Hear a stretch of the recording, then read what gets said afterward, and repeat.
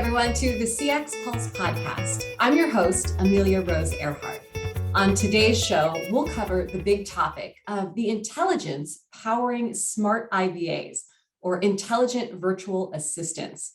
And our expert guest on the show today is Beth Schultz. And Beth is the Vice President of Research and Principal Analyst at Metrigy. Beth, welcome to the show. Thanks, Amelia. It's a pleasure to be here. As I was researching a bit about you and your research, I was excited to learn that the word Metrigy is a combination of metrics and strategy. I think that sums up really what we're going to dive into today, because you're all about that research and really putting those numbers to good use for organizations when it comes to these topics. So as we kick things off, why don't you tell us a little bit about what the topic self-service means and how it plays into our bigger conversation today? Okay, so, at its simplest, self-service is, like the name suggests, it's about employing customers to get the answers they need to resolve issues without needing a live agent's assistance, right? And of course, the IVA, the Intelligent Virtual Assistant, plays a big role in that, but it's not the only piece. There's a lot that goes on behind the scenes to make self-service simple, and we look at self-service in terms of 5 different components. The first is the self-service knowledge base, and this is really the core of self-service. It contains the content needed to service customers, right? Your facts, your videos, your product information, all of that sort of stuff. And then a second component is the content management system. And the content management system is really critical for managing the versions and the edits and enabling the visibility of content. As I just mentioned, the IVA, so that virtual assistant, they play a really critical role as well. They kind of triage during self-service interactions. So they help get customers to the fastest resolution and, also escalate customers to live agent when that becomes necessary. Fourth component is customer journey application. And customer journey applications insert guidance for customers as they're moving along their path, if they're going from, chat to live agent, for example. And then a final piece of self-service is search engine optimization, or is popularly known as SEO. And this is about making answers or company information easily findable via search. And think broadly here. This is not just customers going to your website and using your search bar. It can also be about a customer asking Google a question about your product, for example, and you want to be able to surface that information within those broader search engines as well. Boy, and that's just an incredible amount of data coming from so many different directions. So big topic here. What is the state of self-service today for most organizations?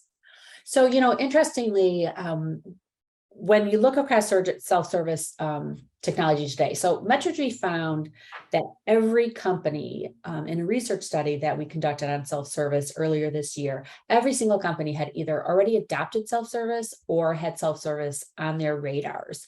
And that's not often the case when it comes to CX technology. So, specifically by breakdown, we found that 43% are already using self-service technologies, and then we see healthy growth going into 2023 with about 36% having self-service on their radars for 2023, on their roadmaps, I should say, for 2023. And then the remainder are in that evaluation stage.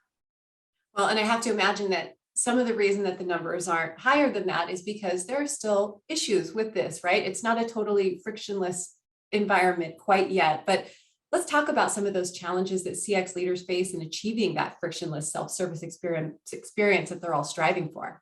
Okay, so when we asked in our study, specifically that question, what challenges do you face in achieving a, kind of that frictionless experience?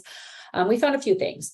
Half of customers said that they encounter friction because they can't find the content to answer their questions. Almost 36% said that knowledge base's response time is too slow. And then about 21% said that virtual assistants, they're just not helpful. which means that they're not getting the information they need to surface a good answer for customers. Well, and getting that information back from customers tells you the areas that you need to improve, right? And so a lot of these solutions can be found within AI. And your research, you can tell us a little bit about how AI can enable self-service to really soar. Sure. For one thing, we took a look at how customers are using conversational AI today in our service. And we found quite a few things, but top of them all was to automate responses, obviously, taking the agent out of the picture by surfacing the right response in a quick way. The second way to use AI was to guide customers through knowledge bases. And then the third most used way, biggest use case, for conversational AI was to handle a process. So helping customers transfer money maybe, or, place an order, things like that. Awesome.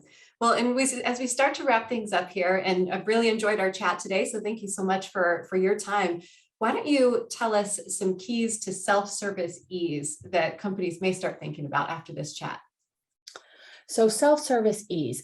I would say that one of the biggest thing you need to do is automate, right? You have to take as much of that live interaction out of the process as you possibly can. So you want to be able to use AI, use machine learning to keep your knowledge-based content up to date. That's really critical. You want to be able to make sure that your machine learning, it can identify areas where self-service, where customers are getting stuck along the way. And then you want to be able to enhance the content to resolve the issues using self-service. And that's just one of the many ways that AI can help build a stronger self-service experience. You absolutely want to adopt or expand the use of self-service IVA technology. You want to employ smart assistants to automate responses, guide customers through their knowledge bases, and do more of that sort of thing. You want to be able to integrate self-service with other customer experience channels. This allows you to break down the barriers for the use of conversational data by your IVAs. They should be able to pull content from your chat and your email and whatever channels that you have going. And then you want to be able to automatically move data from those channels into your self-service IVA. And this allows you to enable continuous learning and then allow conversational AI to handle increasingly complex customer engagements. Boy, a big topic, and we certainly appreciate your insight on all this, and you've given us a lot to think about here, Beth. So as we wrap up, why don't we let folks know where they can learn more about you and your team at Metrigy? Sure. So you can find us at metrigy.com, or feel free to reach out to myself at beth.schultz, that's SCHULTZ, at metrigy.com. And as Amelia mentioned before, Metrigy is a combination of the words Metrigy and strategy, and you can spell that METRIGY.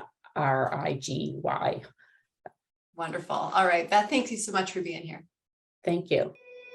Thank you so much for joining us on the CX Pulse podcast. Stay tuned for upcoming episodes. And if you enjoyed today's episode, please subscribe and leave a 5-star review. This podcast is brought to you by NICE, the world's leading cloud CX platform. Go to nice.com to learn more about our innovative and comprehensive end-to-end CX solutions. That's nice.com.